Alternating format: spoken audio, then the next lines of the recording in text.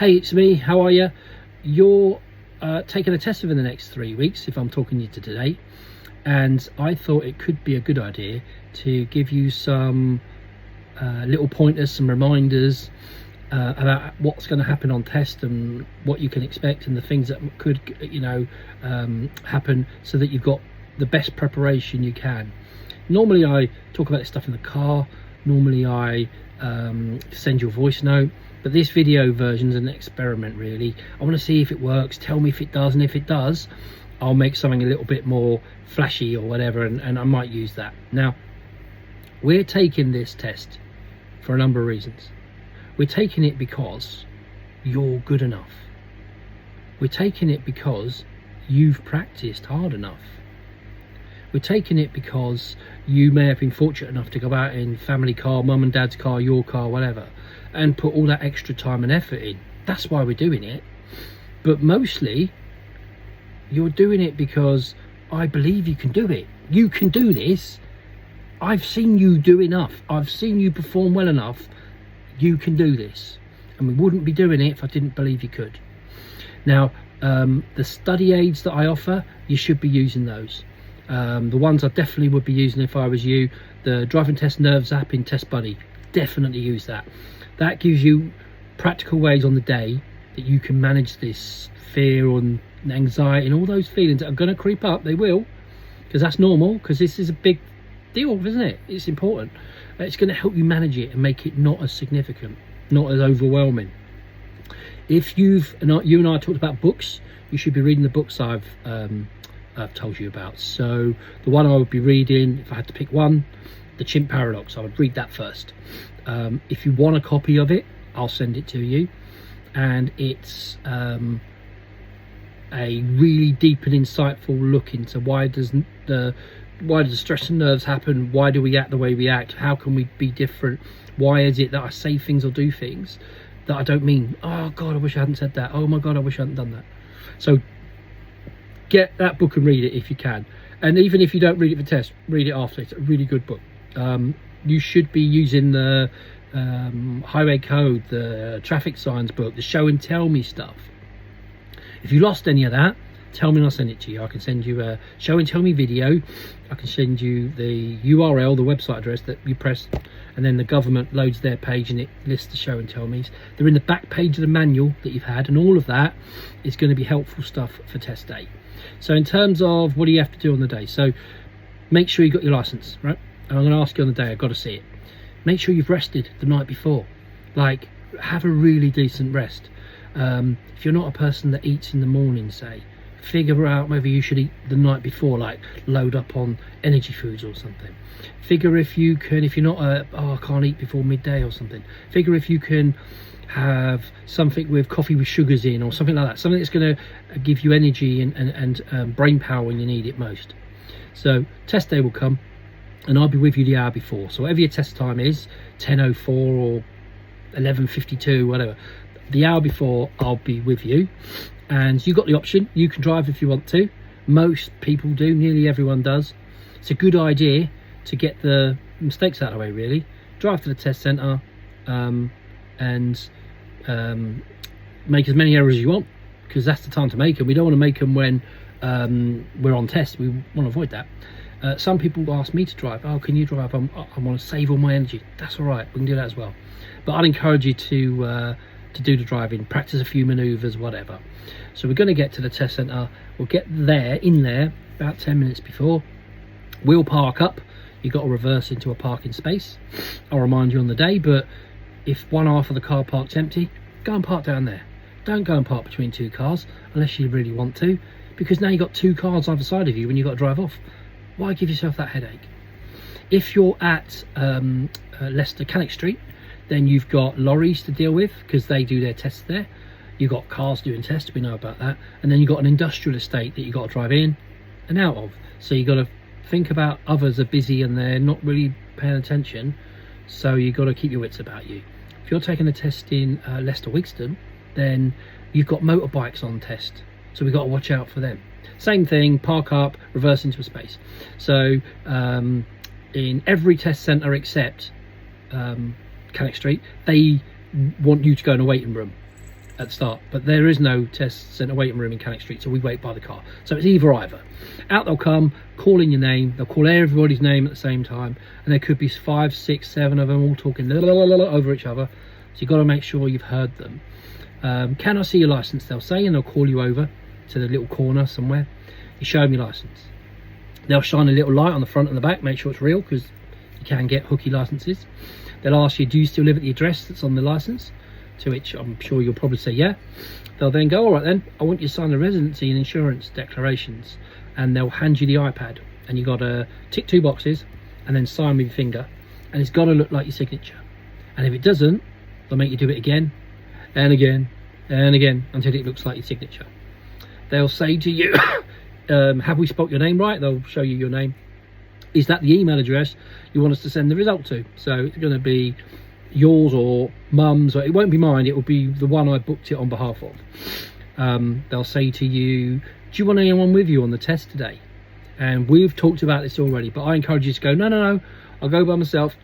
And they'll go, all right then, should we have them for the result at the end? And you go, yeah. And they go, all right then, and then lead the way if you're in a test centre waiting room, and they'll walk you towards the door. As you walk through the door, my name's Steve, Bob, Dave, Mary, whatever the name is. What do you want me to call you? And then you'll say, and they'll go, all right then, which car's yours? And that one over there. All right, okay, before we do that, come and stand over here.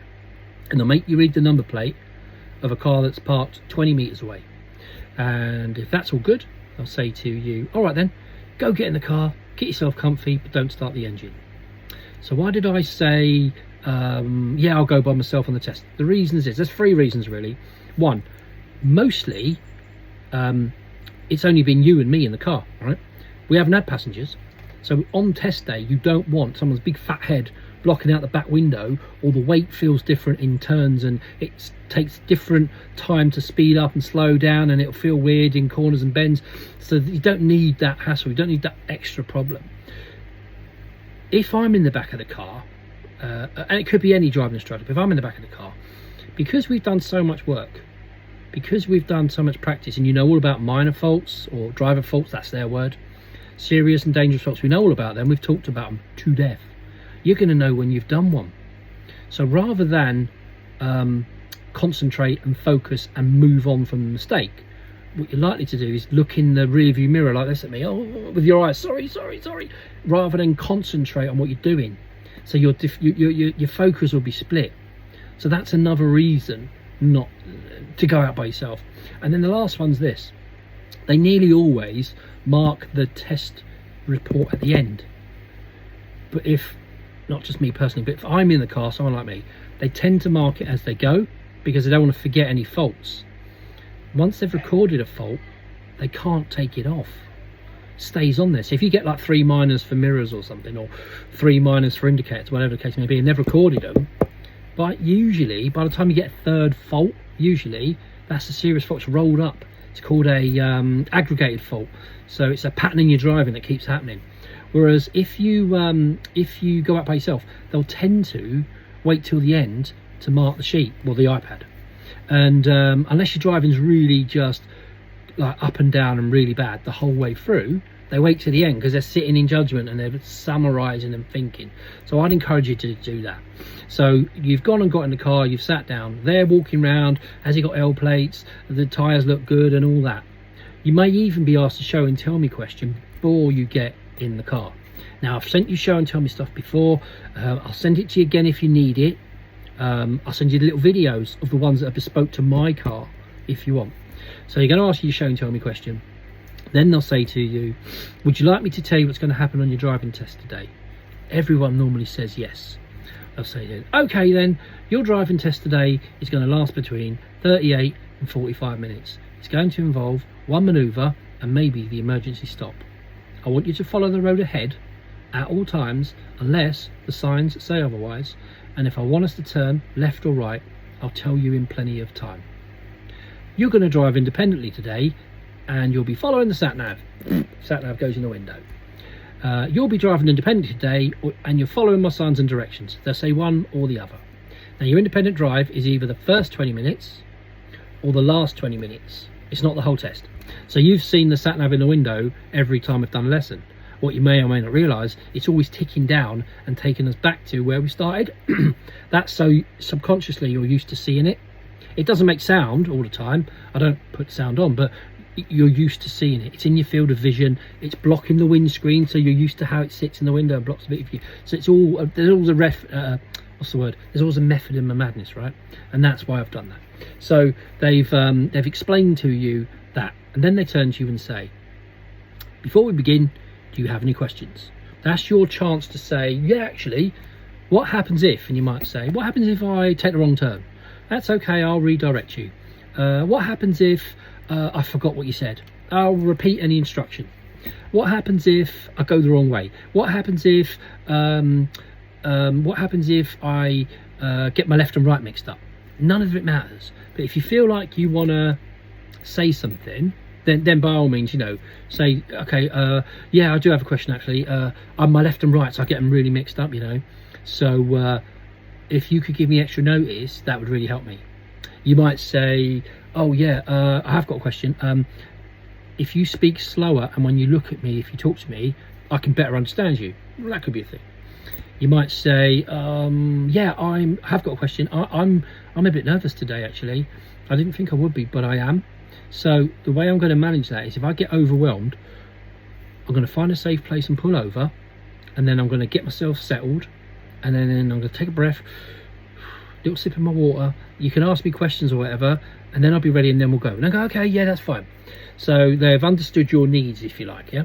And then they'll say to you, when you're ready, drive on. So now you got to drive out of the test centre.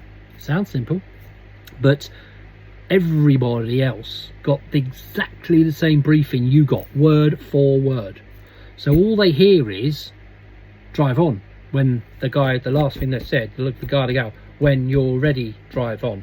So they think it's like go, and everybody tries to go at the same time, and you've got to be really careful, because if the person next to you and to the side is going and you don't look, or if the examiner thinks you haven't looked properly and all that, they might jam the brakes on before you've even got out of the parking space, and then you ain't got out of the test centre yet, and you could have a problem. So be always, and you should anyway, but always be mindful that other people are around you and they might be a bit jumpy and a bit nervous. So you'll go out, you'll do your 40 odd minutes, give or take. The minimum requirement for a test is you have to be driving at 30 minutes. So sometimes on a day where it's school holiday or a Saturday or something, you'll go round and round the route quicker than they want. So as long as you've driven for 30 minutes, it's okay. The test will be valid, if you like. So you're going to drive along, and you're following the road ahead at all times, unless signs say otherwise, because they told you that, or you're following the sat nav if they've told you that, or you're following their directions if they've told you that. You're going to stop on the left at least 4 times currently. So that is pull up on the left in a safe place. And we've done this, we've practiced this, and you just got to remember that if you get asked to do it once, twice, 3 times, 4 times, it ain't that you did it wrong the last time, it's that they want a different thing. So the first road might just be a normal little road with parked cars, and it's can you not block a driveway or be opposite a side road or something like that. Then the next one might be a road with double yellow lines, and the next one might be a road with bus lanes. The next one might be a country lane. So they're just trying to see if you'll briefly wait, that's pulling up in a safe and sensible place. And then when you drive off, are you looking completely around, for example checking blind spot before driving away, as opposed to just driving straight on. So there's that. So that's going to happen 4 times minimum.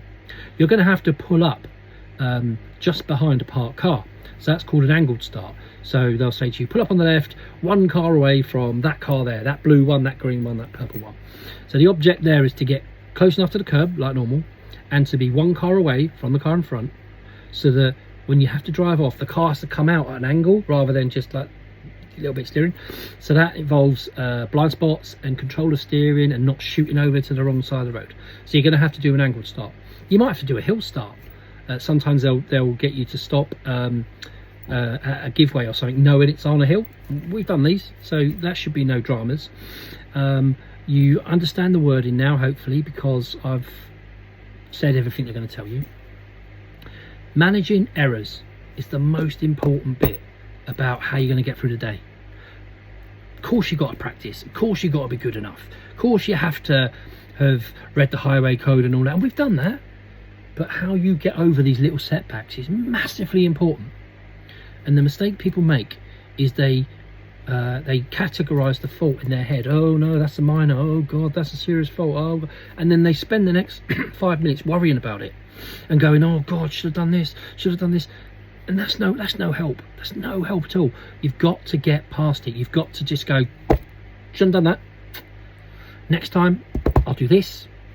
Okay, I know what I'm doing now. On we go. And then you focus on the now. Because if you spend too long chewing yourself out about a funny gear change, or the indicator was on too long, or whatever, now you're going to look up and say, oh god, I'm in a bus lane, I've broke the 20 mile an hour limit, I've gone through a zebra crossing and someone's standing there, because you're away thinking about the then instead of here and thinking about the now. So you've got to forgive yourself immediately for any minor, any mistake, and just push on. Show and tell me questions. So I've covered them. You're going to get one show me, one tell me. If you can't remember how to turn the headlights on or whatever it is, we'll cover it on the morning. But if you want the video, ask me now and I'll send it to you now. You can use the generic stuff I've sent, which is still all the questions, but it's shot on another car. So if you find it helpful, I'll send it. And then you can say to me, oh, what about in your car? How does this work? And I'll show you. Independent drive is 20 minutes. I've told you that. So that's for the next 20 minutes, follow the sat nav. For the next 20 minutes, follow the signs to Bristol or whatever.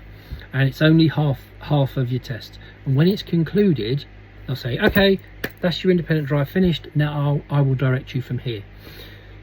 So you've gone out, you've done independent driving for 20 minutes, you've stopped on the left 4 times, you've maybe done an angled start, you've maybe done a hill start, you've had a manoeuvre as well. So manoeuvres, you should know these, but manoeuvres are, you get one, and it's either going to be park in a parking space that's on the left forwards, park in a parking space that's on the right forwards, or do it the other way around. So backwards into a space on the left, backwards into a space on the right. All of those are bay parks. There's 4 versions, but it's one manoeuvre, so you'll only get one if you got any.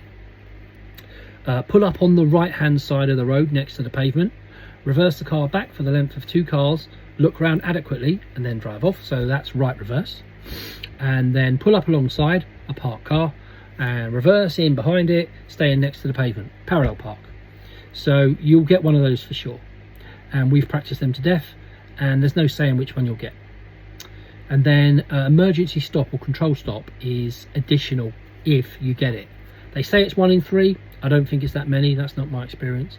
But on an emergency stop, you have to stop the car as quickly as you can, try not to stall, and then you have to look around properly before you drive off. That's to say, all the mirrors and both the blind spots. The mistakes people make on an emergency stop is they don't stop quickly enough. They're too on the brake pedal, and the car travels and the pretend kid is dead because you've run him over, or the dog's dead, or the hedgehog, or whatever. So you've got to stop like you mean it. So there's no such thing as braking too hard.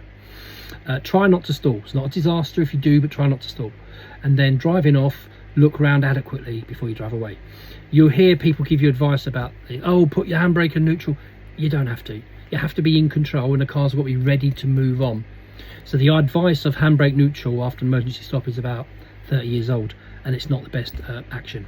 So that's the test, that's the independent drive, that's the manoeuvres, that's the potentially the emergency stop. What you're being asked to do is prove you can drive by yourself. So you don't have to be perfect. There's no such thing as perfect. You have to be safe and observed. You have to consider everyone you share the road with, and you have to make progress is the word they use. So making progress is you get close to and up to the speed limit if it's safe to do it. So, you know, not 20 in a 40 when there's no one in front of you and it's a bright sunny day and you can see. Not 40 in a 60 when there's long stretches of the country road where you could accelerate. So you think going slow is really good, oh, it's safe. Not really. You've got to get close to and up to the speed limit, unless the car in front is too close. You can't see that good in terms of bends and turns and bridges and that kind of thing. Or the weather's not in your favour, like rain or dark or whatever. So you got to prove you can get around without causing anyone delays. So the essence of success would be that you drove around safe and observed, obeyed all the highway code, obeyed all the rules, and that, I guess, in a simple-ish way, nothing you did or you forgot to do meant that anybody else had to slow, swerve, stop, or change direction. Because if you do that, you're affecting other people in a negative way, and that's a no-no in a test. The result then, so you get back in the test centre. If you've done a manoeuvre, they'll just say park forwards in any parking space you like. You don't have to do another bay park or whatever unless you haven't done any manoeuvres yet. So you park into a space forwards, and they'll say, okay, relax, switch your engine off, your driving test is now over. And that's you handbrake, neutral, engine off, right? And then they'll pause for a moment and go, okay, that's the end of your test. I'm just going to compute your result on the iPad. I say, okay, that's the end of your test, and then the next words that come out of their mouth is how it's gone. So, okay, that's the end of your test, and I'm pleased to say, I'm happy to say, you know what's coming, right? Well done, you've passed.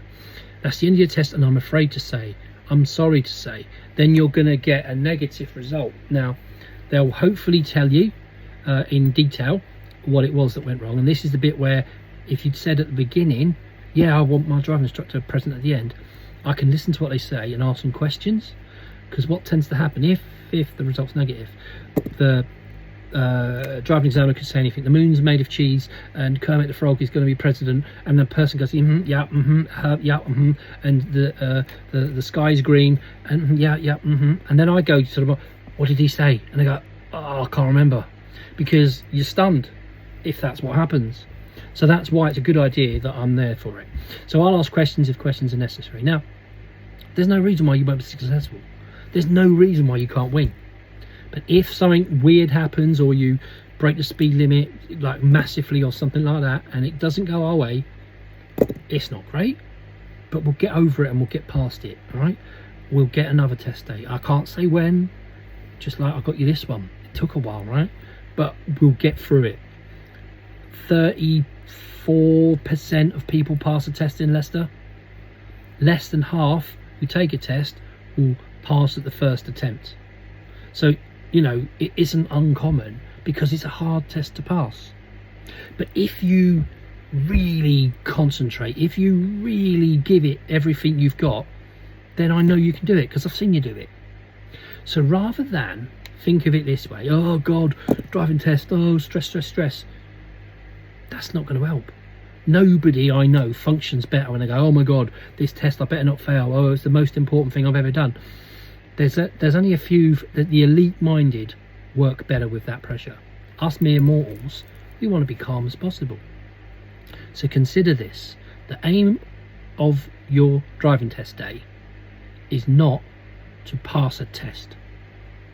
What? The aim of driving test day is not to pass a test. Well, what is it then? I am going to drive to the best of my ability. I am going to try my very hardest. I am going to drive like I normally drive. That's the mission. Because if you do that, the rest will follow. People get psyched out about, oh, test, big scary examiner dude, and then they don't perform. But you've driven to the standard that I need to see. You've done it. I've seen you do it. I'm just asking you to drive normally. Drive like, I don't know, I've got to go dentist. Toothache. And Bob has got to sit in the chair. And Bob don't talk much because he's not a chatty guy. So he's going to drive around and you're just going to go, hey, look at me, Bob, I'm doing really great. And he's going to ask you a few questions, and that's going to be the end of it. If that helps. If you, I'm test driving this car and there's the sales guy. So I'm testing all the mirrors and the gentle gears and all the rest of it. If you psych that, if that's your vision, if that's how you frame it, if that works, do that. I'm just driving someone home from work who's got a puncture on their bike and they're not very happy because they're punctured, but they've got whatever. So I'm driving them home and they're going to tell me where they live. If that's the way you frame it, so it doesn't become a big deal in your head, do that. You can do this. I've seen you drive good enough. You've just got to drive good one more time. Okay? All right. See ya.